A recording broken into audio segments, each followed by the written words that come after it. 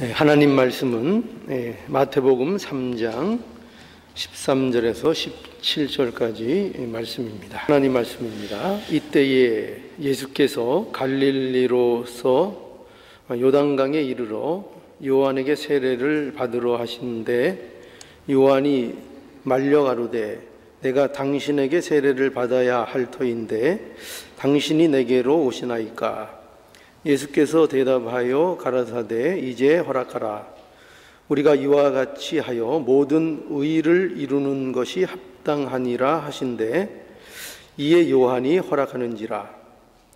예수께서 세례를 받으시고 곧 물에서 올라오실새 하늘이 열리고 하나님의 성령이 비둘기같이 내려 자기 위에 임하심을 보시더니 하늘로서 소리가 있어 말씀하시되 이는 내 사랑하는 아들이요 내 기뻐하는 자라 하시니라.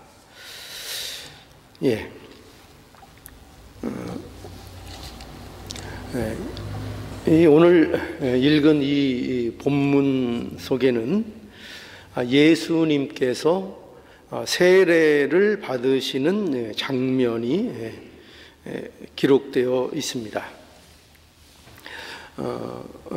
마태는 예수께서 세례 요한에게 세례를 받으신 것과 그리고 세례 받으시고 물에서 올라오실 그때에 일어난 현상들을 기록하고 있습니다.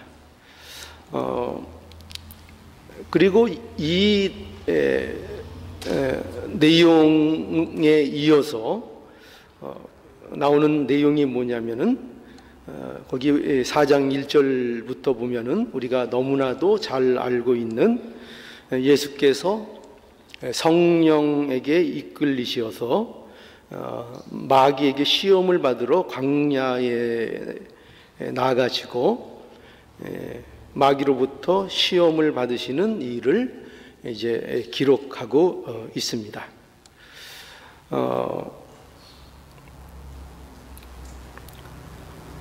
마태는 그러니까 이 일을 이제 공생애, 그러니까 예수님의 공생애의 처음 사건으로 기록하고 있는 그 내용들입니다.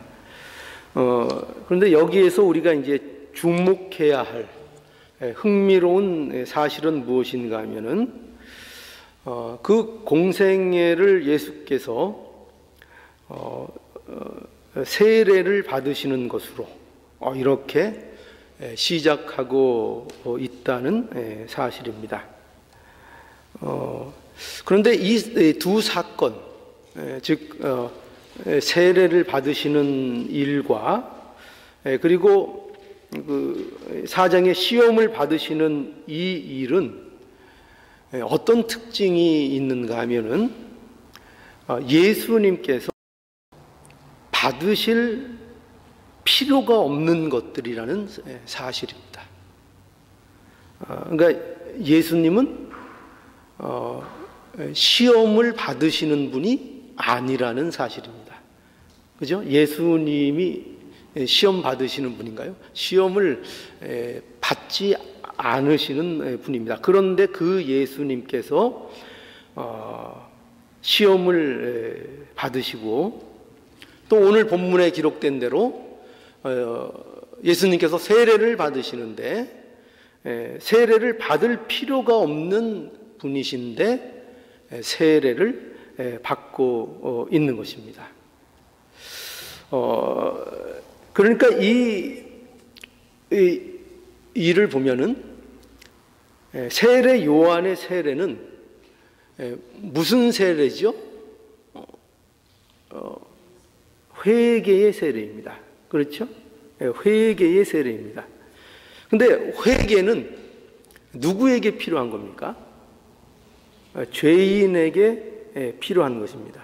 근데 우리가 잘 아는 것처럼 우리 예수님은 죄와 무관하신 거룩하신 하나님의 아들이십니다. 예수님은 그러니까 회개할 필요가 없는 그런 분이십니다. 세례를 받으실 이유가 없습니다. 그래서 오늘 이 본문에도 보면은 이것을 아는 세례 요한은 예수님의 세례 받으시는 일에 대해서 만류하는 것을 우리가 본문에서 만나게 됩니다. 그래서 13절에서 14절 보면은 이때 예수께서 갈릴리로서 요단강에 이르러 요한에게 세례를 받으려 하신데 요한이 말려 가로되 내가 당신에게 세례를 받아야 할 터인데 당신이 내게로 오시나이까 라고 해서 이거는 그야말로 말이 안 되는 일이라 하는 것을 세례 요한이 예수님에게 말씀하고 이 일을 거부하는 것 같습니다. 그런데 예수님께서는 세례 요한을 설득해서 세례 요한에게 세례를 받으십니다. 그럼 우리는 이제 왜 그럴까요? 왜 세례를 받으시는 걸까? 그 힌트가 여기 15절에 있습니다. 15절을 보면은 예수께서 대답하여 가라사대 이제 허락하라.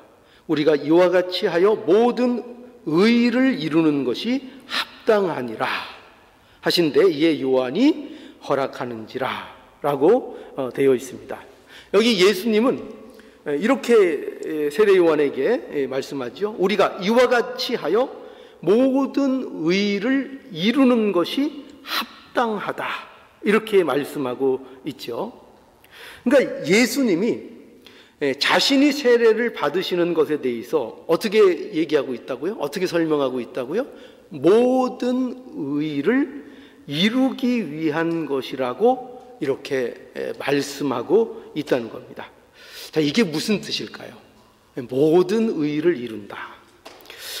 히브리서 2장 14절에 가면 제가 읽어드리겠습니다. 히브리서 2장 14절 자녀들은 혈육에 함께 속하였음에 그도 또한 한 모양으로 혈육에 함께 속하심은 사망으로 말미암아 사망의 세력을 잡은 자 곧 마귀를 없이 하시며 또 죽기를 무서워함으로 일생에 매여 종로로 타는 모든 자들을 놓아주려 하심이니 이는 실로 천사들을 붙들어 두려 하심이 아니요 오직 아브라함의 자손을 붙들어 두려 하심이니라. 붙들어 주려 하심이니라. 이렇게 돼 있고 계속해서 17절에 보면 그러므로 저가 범사의 형제들과 같이 되심이 마땅하도다. 이는 하나님의 일에 자비하고 충성된 대제사장이 되어 백성의 죄를 구속하려 하심이라. 자기가 시험을 받아 고난을 당하셨은즉 시험 받는 자들을 능히 도우시리라. 자, 어디 잘 기억이 되십니까? 많은 부분을 읽어서 이게 무슨 내용인가 할 수 있습니다. 여기서 말하는 그 핵심은 뭐냐면요, 예수께서 그가 구원하시려는 백성과 같이 되었다는 겁니다. 이게 이 내용의 핵심입니다. 그러니까 사망의 권세를 막기 위해서 사망에 매여 종로를 하는 자들을 구원해 내시기 위하여 누구와 같이 되었다? 그 백성과 같이, 즉 인간의 모습, 사람이 되셨다라는 것입니다. 그러면 왜 그렇죠? 왜 사람이 되어야 되는 거죠? 왜 백성들과 같이 되어야 하는가 하면은 예수 그리스도는 구원받을 모든 사람의 대표인 사람이 되셔서, 어떤 사람이 되신다고요? 어떤 사람이요? 대표요. 그러니까 모든 죄인들의 대표가 되셔서 대표가 되셔서 무엇이 되기 위해서? 대속 제물이 되시기 위해서, 이렇게 말씀하고 있는 겁니다. 그러니까 예수 안에서 구원받을 모든 백성을 대표하는 자리로 예수가 나아가는 것, 그게 뭐로 보여주고 있다고요? 세례로. 세례. 그러니까 세례 요한에게 세례가 필요 없으신 예수님께서 세례를 받으심으로, 그 받으심으로 그가 모든 죄를 대표할, 그 죄를 지실 인간으로서, 대속 제물로서 이제 그의 사역을 시작하는 것을 이 세례 받으심으로 증명해 보이고 계신 것입니다. 그래서 예수님께서 이 세례를 실제로 이제 이루시는 거죠. 세례 요한으로부터 세례를 받은 것으로 끝나는 것이 아니고, 거기에 목적이 있는 것이 아니고, 그 세례를 통해서 예수 그리스도께서 이 땅에 이루실 일의 실제를 예고하고 있는 것입니다. 그게 뭐냐? 그 세례가 뭐냐면은, 여러분, 세례가 뭐죠? 세례의 참된 의미가 뭐예요? 세례는 왜 세례할 때 우리 보통 침례 많이 이렇게 표현하잖아요? 왜 물에다가 넣었다 빼죠? 왜 물을 뿌리죠? 죄를 정결케 하기 위해서. 그래서 이 물에 잠겼다 올라오는 것을 통해서 뭐를 상징하는 거죠? 죽었다가 살아나는 것. 죽었다가 살아나는 것을 말씀하고 있는 겁니다. 그러니까 죄 없는 예수께서 죄인들의 죄를 지시고 어떻게 하는 거예요? 물에 잠기시는 겁니다. 물에 잠기시는 거예요. 그러니까 죽음을 경험하시는 거죠. 죽음을 경험하시고, 그래서 물에서 올라옴으로 부활하심으로 우리의 모든 구속 사역을 이루시는 것, 그것을 얘기하는 거죠. 그래서 예수님께서 실제로 이것을 어떻게 하셨다고요? 십자가에서 이루시는 겁니다. 십자가에서 이루신 거예요. 이 세례를 예수님께서 어떻게 받으셨는가? 어떻게 받으셨죠? 십자가에서, 그죠? 십자가에서 죄를 지시고 죽으심으로, 그 죄값을 지불하시고 부활하심으로 인하여 예수님이 세례를 받으시는 것입니다. 이것이 예수님이 받으신 진정한 세례인 것입니다. 그러니까 이 세례를 예수님이 받으신 거예요. 예수님은 원래 세례가 필요하시다고요? 아니요. 필요 없는데 누구 때문에? 바로 모든 죄인들을 위하여 이 세례를 받으시는 겁니다. 그 세례가 어디에서 이루어졌다고요? 실제로? 이 현장이 아니라 십자가에서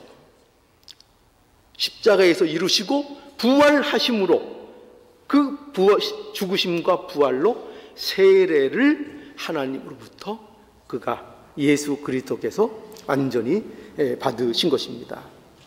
그래서 이 구속사역을 삼위일체 하나님께서 이루시는 것이라고 오늘 본문에도 우리에게 보여주고 있습니다.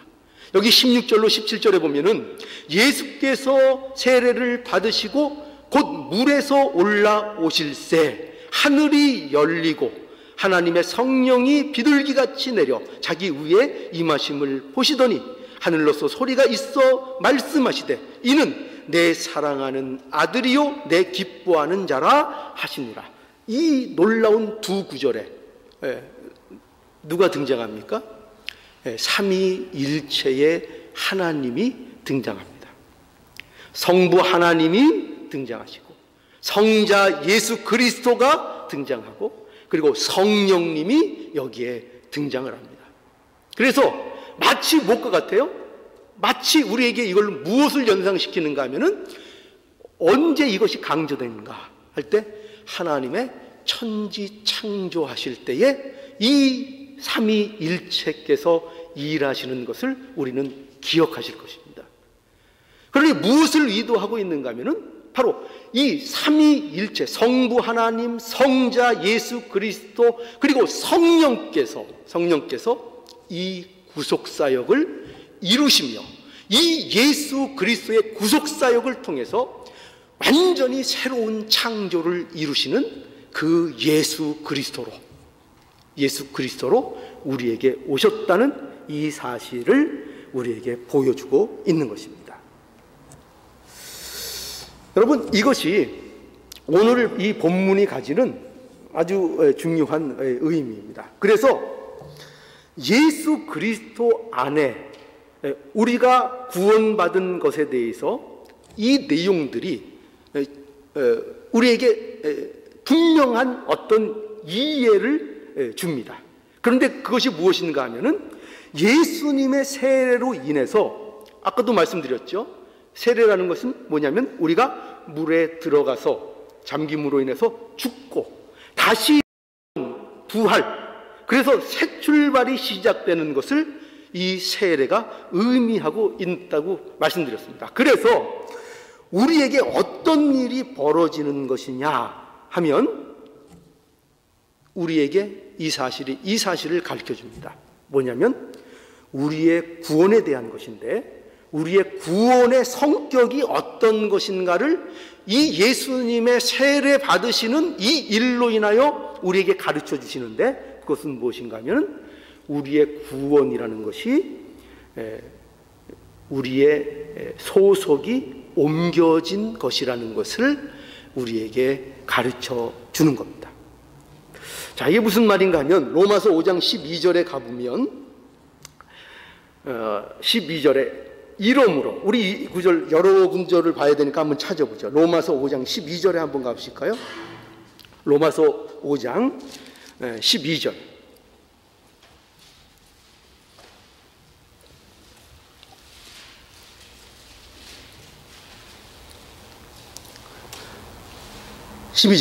이러므로 한 사람으로 말미암아 죄가 세상에 들어오고 죄로 말미암아 사망이 왔나니 이와 같이 모든 사람이 죄를 지었으므로 사망이 모든 사람에게 이르렀느니라. 죄가 어디로부터 왔다고요? 죄가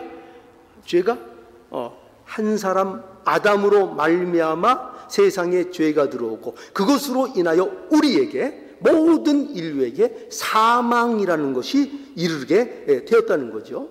그게 누구로 인해서요? 한 사람 아담으로 인하여 그 일이 이루어졌다는 것입니다. 그러니 모든 인류는 어디에 속해 있는가 하면은 아담 아래 속해 있는 겁니다. 그러니까 소속이 누구예요? 모든 인류는 태어나면서부터 소속이 어디라고요?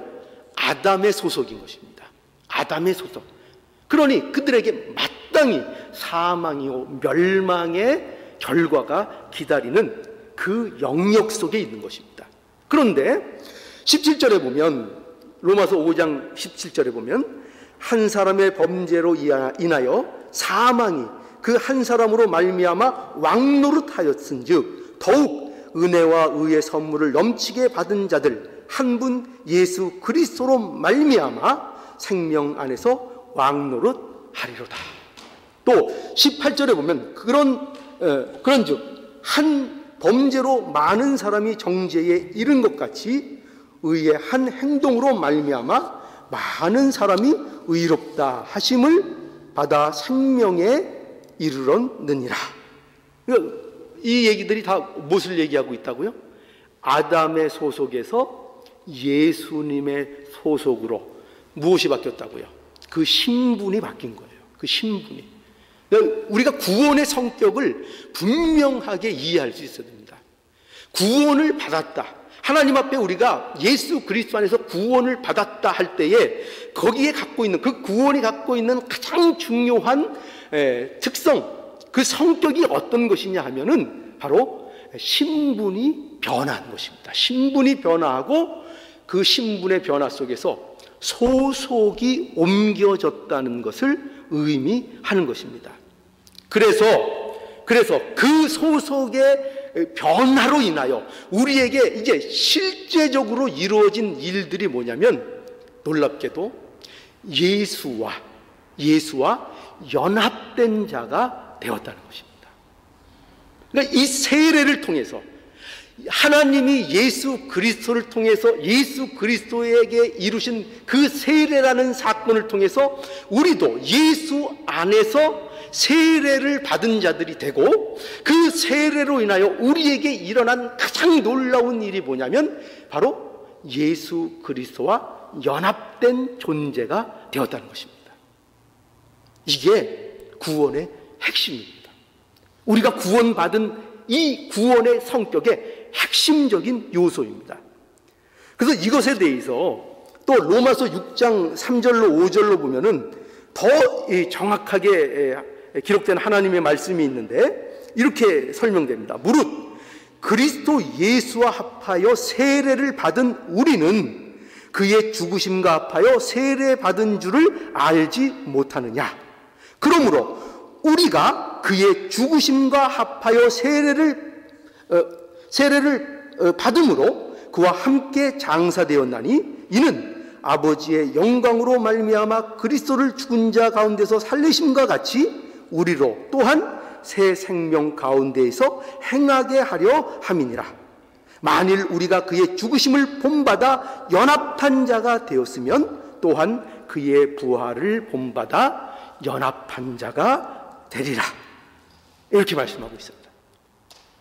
여러분, 그러니까 여기에서 우리는 놀라운 사실을 알게 되죠. 뭐냐면 그리스도인들이 어떤 사람들인가 하는 것이 이 진리로부터 나오는 겁니다. 그리스도인들은 어떤 사람들인가, 어떤 사람을 그리스도인이라고 말하고 있는가 할 때, 오늘 이 본문에 의하면 누가 그리스도인이에요? 예수 안에서 무엇을 받은 자들, 예수 안에서 세례를 받은 자들을 얘기하는 것입니다. 다시 말해서 예수 안에서 죽고 예수 안에서 산 자들, 그들이 누구라고요? 그들을 그리스도인이라고 얘기하는 것입니다. 즉 다시 얘기하면 계속 강조하고 있듯이 예수 그리스도와 연합된 자들, 그들을 그리스도인이라고 합니다. 또 다른 표현으로 하면은 예수 그리스도와 하나로 묶인 자들. 이 묶였다는 표현은요, 그냥 이렇게 그냥 아무 의미 없이 이렇게 동요맨 그런 의미를 얘기하는 것이 아니라 유기적인 관계, 한 생명이 된 것을 얘기하는 거예요. 한 생명이 된 것. 여러분, 이것이 얼마나 중요한 진리인지 모릅니다. 우리는요, 예수님은 우리와 분리돼서 존재하는 분, 그렇게만 이해하면 안 됩니다. 그게 무슨 말인가 하면은 우리와 따로 있는 그래서 그저 어떤 제3자의 입장에서 무슨 명령만 하시고 이놈 잘하나 못하나 지켜보는 그런 예수님으로 이해하면 안 돼요. 그런 예수님이 아니라 예수님은 우리와 어떤 존재인가 하면은 유기적으로, 생명적으로, 생명의 관계로 엮여져 있는, 붙여져 있는 존재라는 것을 우리는 분명히 알아야 한다는 것입니다. 여러분, 이 말이 얼마나 중요한지 아시겠죠? 한 지체라고요. 한 지체. 예수님과 우리는 한 지체입니다. 한 지체가 뭐죠? 한 몸이라고요. 한 몸. 한 몸이 의미하는 것이 뭐죠? 한 몸이라는 것은 피와 신경과 모든 조직이 서로 어떻게 되어 있다는 얘기예요? 연결되어 있다는 거예요. 그게 유기적인 거예요. 그게 생명의 관계인 거예요. 이것이 예수님과 우리의 관계인 것을 알아야 됩니다. 그러니까 우리는 이렇게 예수님과 우리의 관계를 이해하지 못하죠. 이렇게 이해하지 못하고 그저 예수님은 우리와 따로 존재하는 분. 그래서 어떻게 보면은 나한테 어떤 제3자의 입장에서 뭐를 명령하시고 지시하시고 그렇게 하는 분으로만 알고 있지, 그분이 나와 생명으로 함께 묶인 예수님이라는 것을, 그것이 우리가 받은 구원받은 존재의 복됨이라는 것을, 그것을 우리가 놓치고 있다는 것입니다. 바로 이것이 우리가 구원에 대해서 이해하고 우리가 어떤 삶을 살아야 하는지에 대한 결정적인 근거를 알게 해주는 그런 내용인 것입니다. 여러분, 예수님과 하나님께서 우리를 연합시킨 이유가 뭔가 하면은 바로 새 생명 가운데에서 행하게 하려 하심이라, 이렇게 말씀하고 있죠. 여기 조심해야 돼요. 뭐냐면 우리는 여기 행하게 하려 하심이라 라는 표현을 보는 바와 같이, 우리는 행하게 라는 이 행동, 이런 말만 등장하면 우리는 이것을 어떻게 받아들이는가 하면은 우리가 무슨 일을 하라는 것으로 우리는 받아들입니다. 그렇게 우리는 쉽게 받아들여요. 그런데 이렇게 어떻게 행하라, 행하게 하려 함이라, 이런 말의 뜻은 단순히 어떤 행동을 강조하기 위해서 쓰이는 말씀이 아니고, 이 말씀은 우리가 그리스도 안에 있는 새 생명으로 사는 것을 말하는 거예요. 그러니까 이거는 완전히 틀린 거예요. 그러니까 단지 우리가 뭘 해야 된다, 일을 해야 된다, 그렇게 접근하면 안 돼요. 하나님을 믿으면, 구원을 받았으면 어떤 일을 해야 한다라는 행위로 자꾸 우리가 받아들이는데, 그것이 아니라, 이거는 단순히 그런 행위의 차원이 아니라 그리스도 안에 있는 새 생명으로 사는 일에 대한 표현인 거예요. 그것을 우리에게 이렇게 새 생명으로 행하라, 이렇게 얘기하고 있는 거예요. 그러니까 여러분, 진정한 신앙생활이라는 것은 무엇일까? 이거를 우리가 분명히 해야 됩니다. 진정한 신앙생활은 무엇인가 하면은, 우리 신앙생활을, 여러분 이거부터 한번 생각해 보죠. 우리가 신앙생활을 왜 하는 거죠? 저와 여러분들은 신앙생활을 왜 합니까? 누구 한번 대답해 보시죠. 신앙생활 왜 하고 계시죠? 신앙생활 왜 하시나요?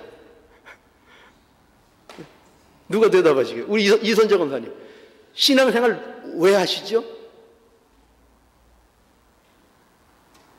왜 하시죠? 누가 한번 대답해 보실 분 있으세요? 이 간단한 대답은 못합니다. 신앙생활 왜 하시죠? 예.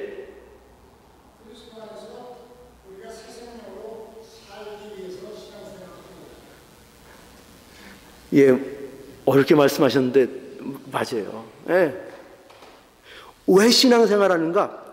여러분, 이렇게 이해하시면 안 돼요. 천국 가기 위해서요? 천국 가기 위해서 신앙생활 한다고 생각하세요? 아닙니다. 여러분, 그럼 이렇게 생각하죠. 신앙생활은 누가 하는 거죠?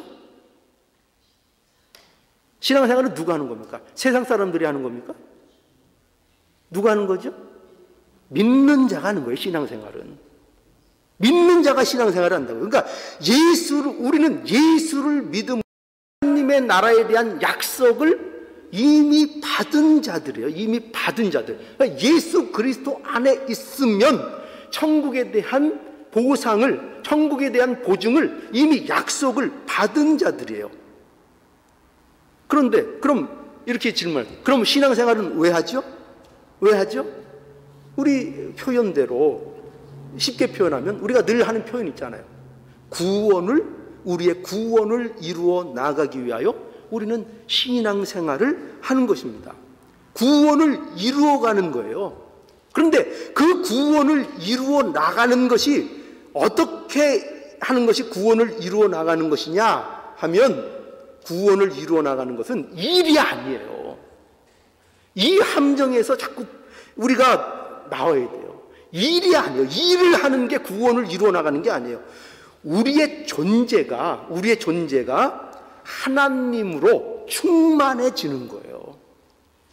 우리의 존재가 하나님으로 충만해지는 거예요. 어떻게 구원을 이루는가? 어떻게 구원을 이루죠? 일로 구원을 이루는 게 아니에요. 일이 아니라 예수님과 연합된 자로서 사는 거예요. 연합된 자로서. 그러니까 예수님이 나의 머리가 되시고 나는 그 지체가 되어서 예수님으로부터 나오는 것들을 사는 거예요.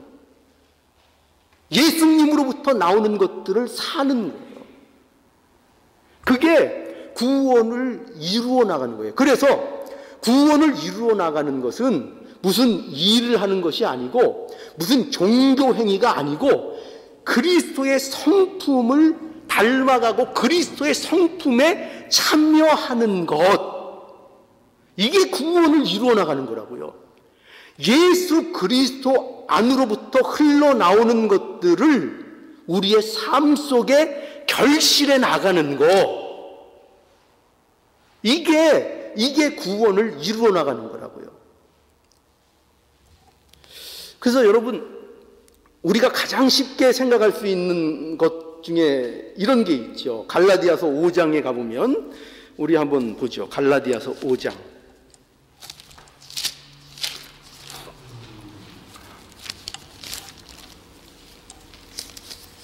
갈라디아서 5장 22절. 우리 너무나 잘 아는, 사모하는 말씀이죠. 5장 22절.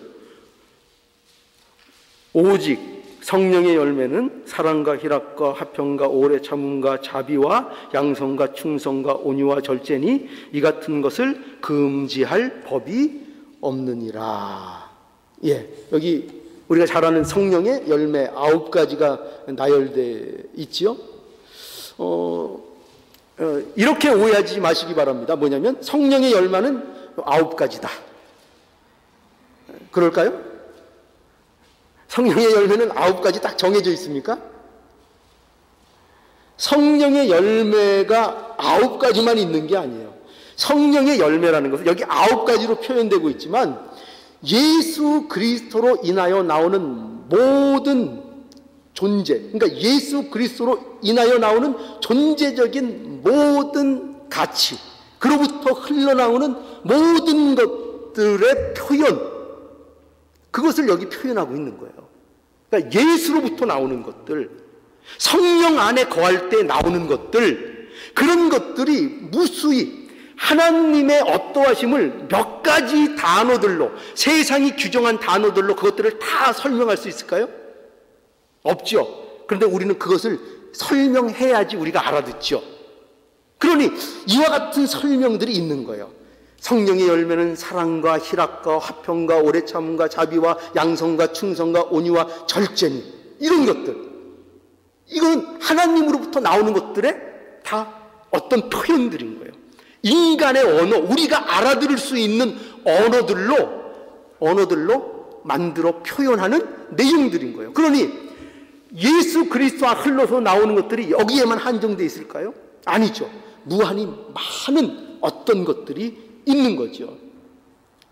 그러니까 하나님의 어떠하심, 그것을 인간이 납득할 수 있는 표현으로 표현하고 있는 이 성령의 열매들이에요. 우리는 이것을 우리가 신학적으로 얘기하면 뭐라 그러는가 하면은 하나님의 성품, 그죠? 하나님의 성품의 표현이라고 표현할 수 있습니다. 이러한 하나님의 속한 것들을 우리가 어떻게 된다고요?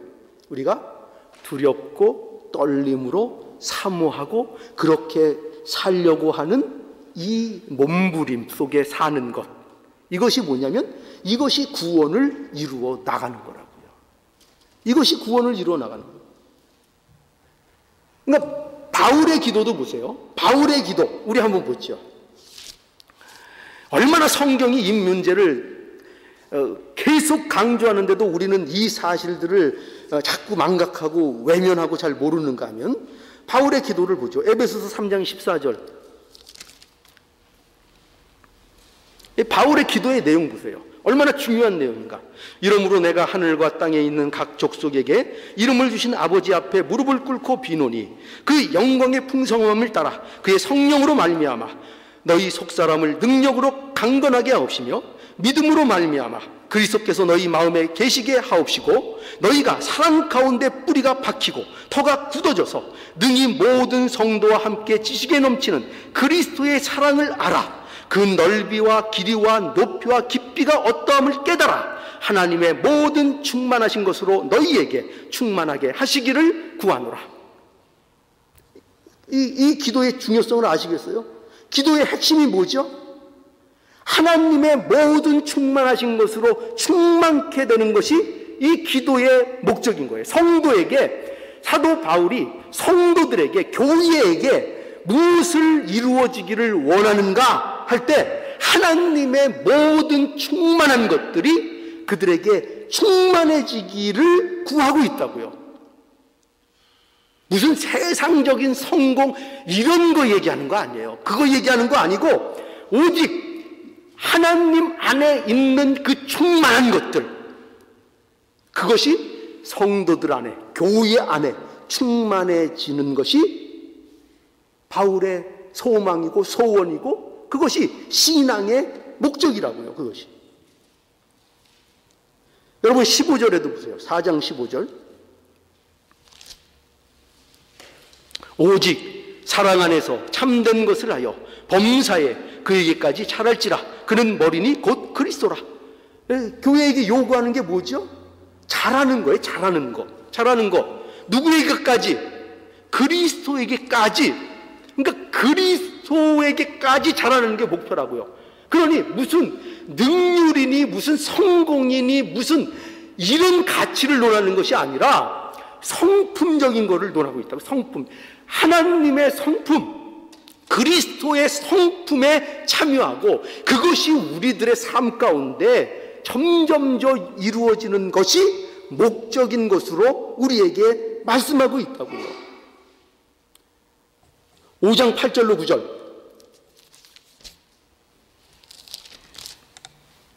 볼까요? 5장 8절로 9절 에베소서 5장 8절로 9절 너희가 전에는 어둠이더니 이제는 주 안에서 빛이라 빛의 자녀들처럼 행하라. 빛의 열매는 뭐죠? 모든 착함, 의로움, 진실함에 있느니라.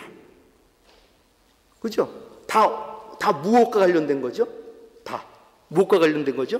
하나님의 어떠하심에. 그죠? 하나님이 어떤 분이냐? 그분의 어떠함이 우리 안에 충만해지는 것이 전부 다 우리의 열매라고요. 그게 우리의 열매라고요. 그런데 보세요. 이걸 뭐 찾으려면 한도 끈도 없어요. 이런 목적이 우리에게 있다고요. 그런데 오늘날 보세요. 오늘날 교회가 하고 있는 가장 큰 실수가 뭔가?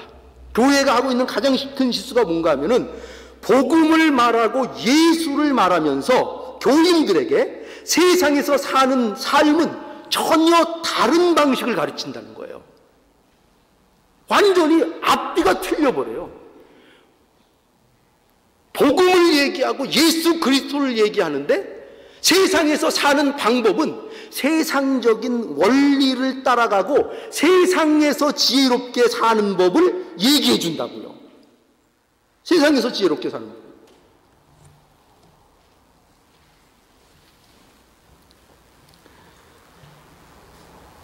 예수 그리스도와는 전혀 다른 삶을 살라고 교회가 강조한다니까요. 교회가 그렇게 가르친다니까요.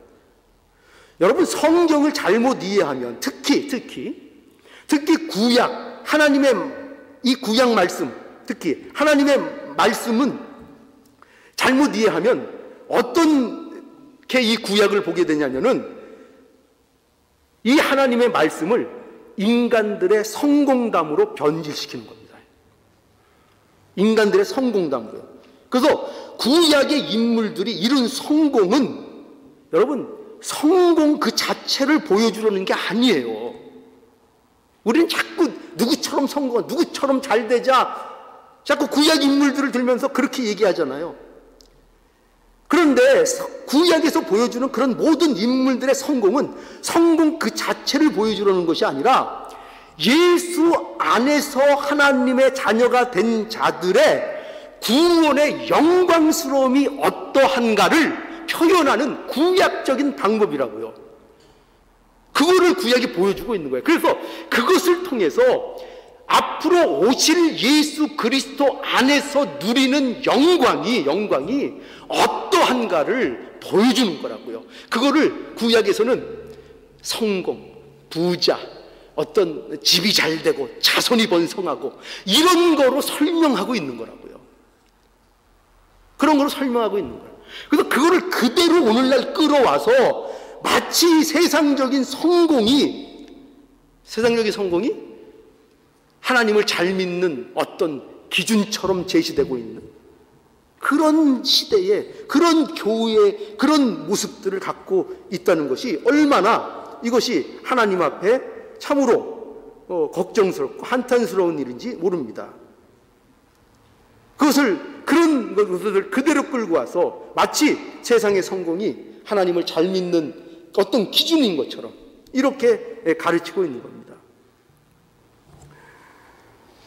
여러분, 곰곰이 생각해 보세요. 도대체 예수님께서 어디에서 우리한테 성공해야 된다고 어디에서 말씀하시나요? 세상에서 잘 돼야 된다고 어디에서 말씀하시나요? 높이 올라가라고, 경쟁에서 이기라고, 믿음으로 살아서 세상 것을 이런 표현 죄송합니다. 세상 것을 따내라고 어디 예수님께서 그렇게 가르치신 적이 있던가요? 예수님께서는 전부 다 섬기고 낮아지고 희생하고 겸손하고 온유해지고 용서해지고, 예수님이 가르치는 건 그거예요. 천국에 대해서 가르치는 것도 전부 다 그겁니다. 그런데 우리는 오늘날 이 하나님의 말씀을 가지고 세상 성공적인 수단과 방법으로 삼고 그것을 마치 교회에서 경쟁하듯이 가르치고 그것을 말하는 이런 참으로 교회가 타락한 그 시대에 우리가 있다는 것을 우리는 알아야 합니다. 그래서 우리는 여러분 오늘 말씀을 통해서 분명히 이 사실을 간직할 수 있기 바라요. 우리는 예수 그리스도 안에서 죽은 자입니다. 그리고 예수 그리스도 안에서 살아 그리스도와 연합된 자들입니다. 그리스도와 연합됐습니다. 그리스도와 우리는 한 몸입니다. 지체입니다. 생명으로 연결되어 있습니다. 그러니 우리에게는 그로부터 나오는 어떤 열매들을 맺는 것이 신앙의 모습입니다. 이것을 우리는 잊지 않아야 됩니다. 우리의 신앙생활이 무엇으로 나타나야 하는가? 우리의 신앙생활이 무엇으로 나타나야 하나님이 기뻐하시는가를 깊이 생각할 수 있기를 축원합니다.